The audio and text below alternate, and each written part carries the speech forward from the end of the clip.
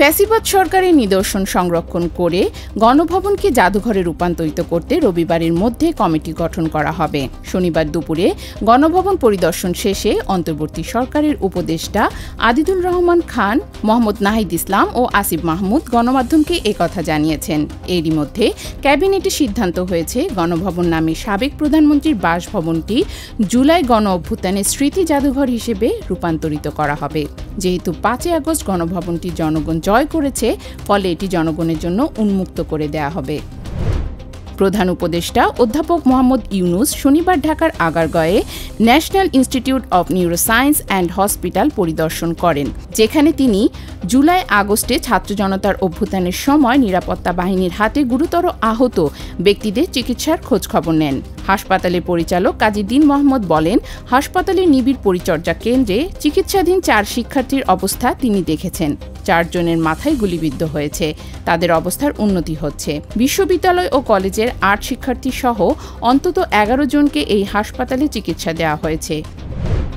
2009 সালের 25 ও 26 ফেব্রুয়ারি রাজধানীর পিলখানায় তৎকালীন বিডিআর সদর দপ্তরে নির্মম ও নৃশংস হত্যাকাণ্ডের ঘটনা নিয়ে মুখ খুললেন তৎকালীন সেনাপ্রধান মঈন উদ্দিন আহমেদ। নিজের ইউটিউব চ্যানেলে তিনি বলেন, আওয়ামী লীগ সরকার থাকাকালে তিনি কথাগুলো বলতে চেয়েও পারেননি। তবে তিনি মনে করেন তখন সেনাবাহিনী কি ভূমিকা নিয়েছিল এবং ঘটনা কি ছিল সে সম্পর্কে মানুষের জানা উচিত।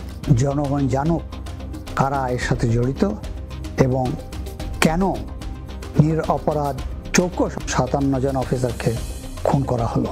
মঈন আহমেদ বলেন, তিনি আশা করেন অন্তর্বর্তী সরকারের স্বরাষ্ট্র উপদেষ্টা জাহাঙ্গীর আলম চৌধুরী তদন্ত কমিটি পুনর্গঠন করে জড়িত ব্যক্তিদের বের করতে সক্ষম হবেন।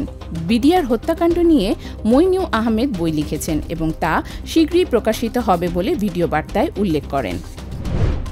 সীমান্তে ফেলানির মতো হত্যাকাণ্ড আর চায় না উল্লেখ করে স্বরাষ্ট্র উপদেষ্টা লেফটেন্যান্ট জেনারেল মোহাম্মদ জাহাঙ্গীর আলম চৌধুরী বিজিবির উদ্দেশ্যে বলেন, সীমান্তে পিঠ প্রদর্শন করবেন না, নিজেদের ওপর অর্পিত দায়িত্ব পালন করুন। শনিবার রাজধানীর পিলখানায় বিজিবি সদর দপ্তরে সীমান্ত সম্মেলন কেন্দ্রে বিজিবির ঊর্ধ্বতন কর্মকর্তাদের উদ্দেশ্যে এসব কথা বলেন তিনি। স্বরাষ্ট্র উপদেষ্টা বলেন, সীমান্ত সুরক্ষা ও চোরাচালান প্রতিরোধ বিজিবির মূল দায়িত্ব। এ সময় তিনি বিজিবিকে পেশাদারিত্বের সঙ্গে নিজেদের দায়িত্ব পালন করারও আহ্বান জানান।